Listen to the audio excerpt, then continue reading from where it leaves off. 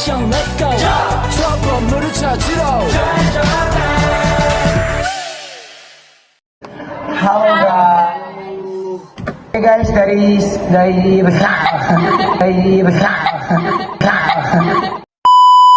Jadi selamat siang buat kawan-kawan semua. Jadi di sini kami membuat tugas yaitu mereview sebuah video dari peperangan Nagasaki dan Hiroshima. Jadi sebelum untuk lihat videonya, mari kita perkenalkan diri dulu. Perkenalkan, nama saya Boris Stefanus Turnip. Saya Taswala Negara Sintaria. Saya Intan Natasha bersama Junta. Saya Domingus Bintang Skalinggi. Saya Ferry Armanda. Oke, mari kita saksikan video dari sini. Oh, kenapa tadi maksudnya begitu? Ya nih aku lagi nonton drakor Tribute, komennya gak sekali. Astaga, tes drakor aja kok terus. Oh bukan, dan drakor aja. Iya, tapi kan sekarang nggak lagi. Jadi kalau sekarang nonton apa? Aku sekarang lebih suka kayak nonton yang ada sangkut pautnya sama sejarah gitu. Kok bisa berubah kali gitu dari drakor ke sejarah? Ngapain kok heran? Sejarah kan seru. Kalian bahas apa tadi? Kok kayaknya seru gitu ya? Makanya kau jangan main HP terus. Ini kami bahas sejarah, seru loh. Bahas-bahas sejarah ini, kalian udah nonton film sejarah yang dikirim Pak Agus tentang Hiroshima dan Nagasaki belum? Ya udahlah. Jelas udah lah. Emangnya film itu gimana? Malas sekali nontonnya, panjang kali durasinya. Seru loh filmnya itu, nontonnya kayak nggak ngebosenin gitu. Jadi filmnya itu tentang pemakaian senjata penghancur massal pertama dan yang berhasil diuji coba di Amerika Serikat. Senjata itu adalah senjata yang paling merusak yang dibuat. Nah, sasarannya itu kekaisaran dengan senjata rahasianya sendiri. Itu kejadiannya kalau nggak salah pada 6 Agustus 1945 dan 9 Agustus 1945. Jadi bom itu dirancang atau dibuat oleh beberapa ilmuwan terhebat di dunia. Pemakaian bom itu adalah keputusan yang paling serius yang pernah dibuat.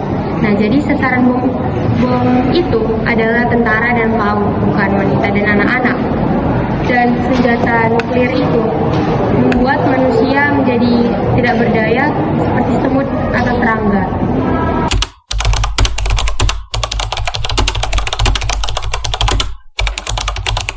Nah, 2 hari setelahnya, pada tanggal 16 Juli 1945, ada kesempatan untuk mengujinya. Kesempatan itu ada karena ingin melawan Nazi Jerman. Uji coba berhasil, jadi Nazi Jerman itu kalah. Setelah itu, perang antar Eropa selesai. Sementara perang antar Pasifik semakin memanas. Apalagi setelah terjadinya serangan ke Pearl Harbor.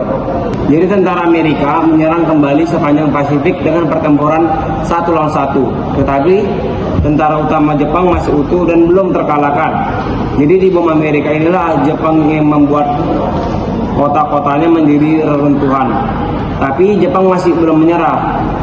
Tessa, coba kau main HP aja. Domingus, tapi aku nggak tahu kayak gitu. Aku sering ya nonton film kayak gitu. Jelaskan lah coba pendidikannya. Bom untuk perangnya itu berangkat dari San Francisco di atas kapal USS Indianapolis kan? Ya.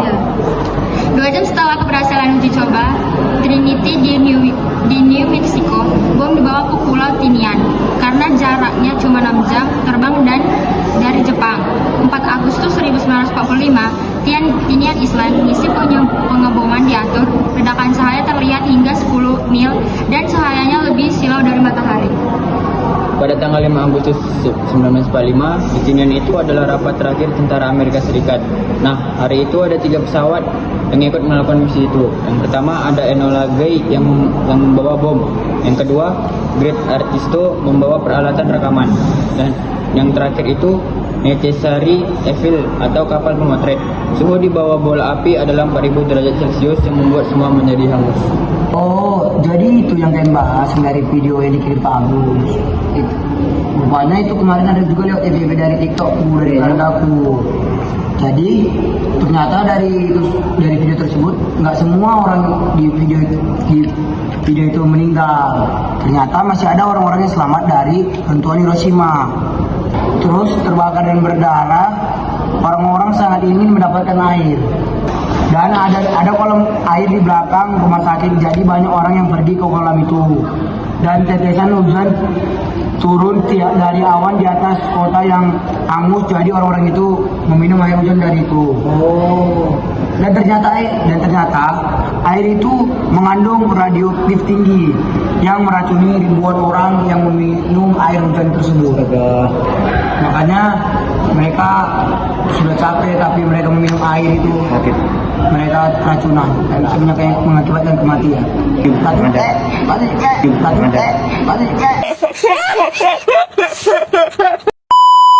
Nah, jadi itu kan cerita tentang Hiroshima kan yang tadi kita ceritakan. Iya.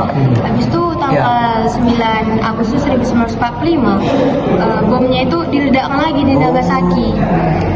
Awalnya bom itu bukan mau dijatuhin ke Nagasaki, tapi di kota Kokura yang jadi pusat industri Jepang. Tapi karena bahan bakar pesawat makin menipis dan cuaca berawan, bom atomnya jadi dijatuhin ke Nagasaki. Nah, terus juga pas mau ngejatuhin bom kan cuacanya nggak bagus nih, jadi pesawatnya juga jatuh, jadi semua yang ada di situ terbakar lah, meledak. Iya. Oh pantas kemarin sangat ngeri. Di videonya itu kan. Iya. baru lanjutlah tanggal 15 Agustus 1945.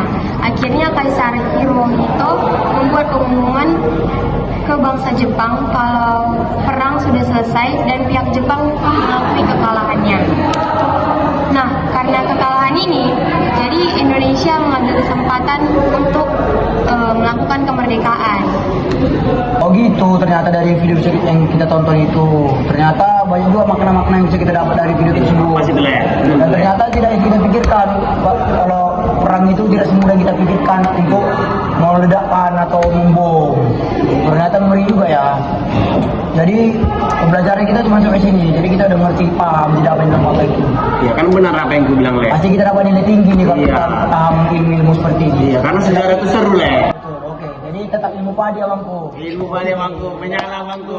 Oke, antap aja. Oke guys, jadi sekian dari review video kami dari tentang Hiroshima dan Nagasaki. Jadi jangan lupa like, subscribe dan channel ini. Oke, dadah.